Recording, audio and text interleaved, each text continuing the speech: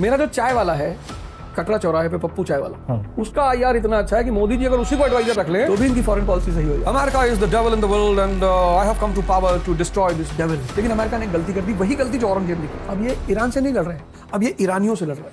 हमें समझाइए, America, Iran और इजराइल, ये जो अभी कॉन्फ्लिक्ट चल रहा है और उसका शिकार तमाम आसपास के कुछ और देश भी हो रहे हैं, इस पूरे विषय को अच्छे से थोड़ा सा समझाइए और बताइए कि उसमें भारत का स्टैंड एक्चुअल में क्या होना चाहिए, जहां से भारत चुपचाप बाहर निकल के बैठा हुआ है। अब तो ना निकल पाएंगे, अब तो मुश्किल है निकलना। लेकिन हाँ, इस कहानी की पटकथा बहुत पहले लिखी जा चुकी थी। लिखी कब गई? जब ऑयल खोजा गया। 1920 में जो पहली ऑयल रिफाइनरी ईरान में लगी वो थी BP, ब्रिटिश पेट्रोलियम।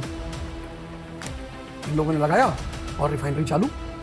अब अगर आप कहीं बिजनेस करते हैं और वहां का राजा आपके पक्ष का हो जाए, आपके बिजनेस में सोने का सुहागा, तो फिर इसी पश्चिम के सपोर्ट से वहां एक राजा बना, रजा खान पहलवी। वो राजा पश्चिम से बड़ा प्रभावित था, रजा खान पहलवी, कि भाई हमें भी शिक्षा संभालनी है और मॉडर्न ईरान बनाना है, ये बनाना वो बनाना।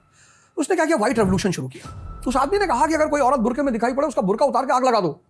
इतना वो आदमी मॉडर्न व्यू का था कि मॉडर्न ईरान बनाना, मॉडर्न। फिर रशिया को यह बात बड़ी बुरी लगती थी क्योंकि ईरान का बॉर्डर रशिया से मिलता है। तो अगर ब्रिटेन वहां बैठेगा ईरान में तो रशिया को दर्द होगा और रेवोल्यूशन के बाद तो और दर्द होगा। खैर, ये उठापटक चलती रही। रशिया पीछे से मौलाना ताकतों को भड़काता था कि ये देखो, ये इस्लाम के खिलाफ जा रहा है, ये बुर्का उतार दिया, ये कर दिया। तो लड़ाई चल रही है। कई सत्ता परिवर्तन हुए, मुश्ताक जैसे लोग आए और हुआ। जब सेकंड वर्ल्ड वॉर हुआ तो ब्रिटेन के पास इतनी ताकत नहीं बची कि वो सबसे लड़े। बहुत कर्जे में चला गया ब्रिटेन। तो ब्रिटेन ने अमेरिका से कहा कि भाई आप साथ आओ तो हम बैठेंगे ईरान में, नहीं तुम जा रहे। तो उसने कहा आ रहे। तो 1955 का बगदाद पैक्ट हुआ और अमेरिका भी बैठ गया वहां।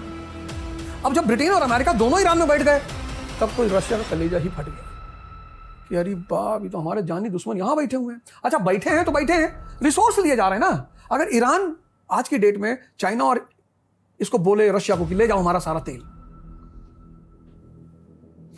बस वहीं पर रशिया ने जमकर फंड करना शुरू किया एंटी वेस्टर्न फोर्सेस। और उसका परिणाम रहा 1979 का ईरानियन रेवोल्यूशन, जब खोमेनी साहब पावर में आए। और आते ही इन्होंने सारी वेस्टर्न संपत्ति को नेशनलाइज कर दिया। वेस्ट ने कहा हमारा पैसा, सिर्फ नेशनलाइज नहीं किया, इन्होंने कहा कि America is the devil in the world and I have come to power to destroy this devil. America ने कहा एक तो हमारा पैसा खा गया, तो डेविल बोल रहे हैं, डेविल बोल रहे हैं।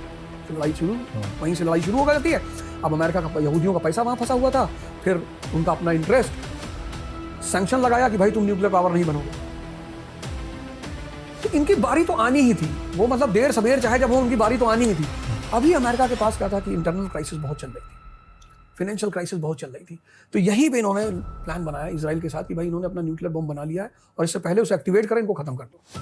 तो इन लोगों ने मिलकर हमला कर दिया। पॉलिटी का एक नियम है कि अगर होम फ्रंट पे ज्यादा डिस्टर्बेंस हो जाए तो बाहर ऐसा बवाल पैदा कर दो कि होम फ्रंट के सारे लोग बाहर बिजी हो जाए। वो ट्रंप ने कर लिया, वेनेजुएला वाला कांड किया और उसके बाद सीधे ईरान की तरफ वो टर्न हुआ।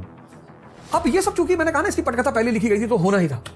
अमेरिका को कुछ ना था, वहां सत्ता परिवर्तन करना था कि मेरा आदमी बैठे वहां पे। लेकिन अमेरिका ने गलती कर दी, वही गलती जो औरंगजेब ने की थी। 1689 में औरंगजेब ने संभाजी की हत्या कर दी, राजा मर गया। अब बचा कौन? मराठी। पहली तो मराठी और दूसरे वहां का टफ ज्योग्राफिकल कंडीशन।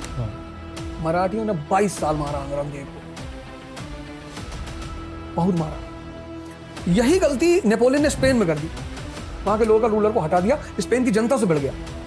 वही गलती ट्रंप ने कर दी। अब वहां कोई लीडर नहीं है। अब ये ईरान से नहीं लड़ रहे हैं, अब ये ईरानियों से लड़ रहे हैं। और उनकी ज्योग्राफिकल कंडीशन ऐसी है कि गुरिल्ला वॉर पॉसिबल है, इनको छोड़ेंगे नहीं। रही हमारा सवाल, 2008 में जब हमारे पास फॉरेन रिजर्व की क्राइसिस हुई, ईरान ने हमें इंडियन रुपी में ऑयल दिया। कश्मीर में जब वोटिंग चली, ईरान ने हमारे पक्ष में वोट दिया, हमेशा। पाकिस्तान को अलग थलग करने में उसने हमेशा हमारी भूमिका निभाई। तो रिलेशन, मैंने कहा मेरा no permanent friends, no permanent interest. तो जब वो हमारा इतना साथ दे रहा है, अभी जब हमने ऑपरेशन सिंदूर किया, हमारे पीछे इजराइल आके खड़ा हुआ? नहीं। हमारे पीछे अमेरिका आके खड़ा हुआ? नहीं। तो हम उसको अपने साथ रखें जो हमारे साथ हर जगह खड़ा होता है, या जो हमें बेवकूफ बना रहा है?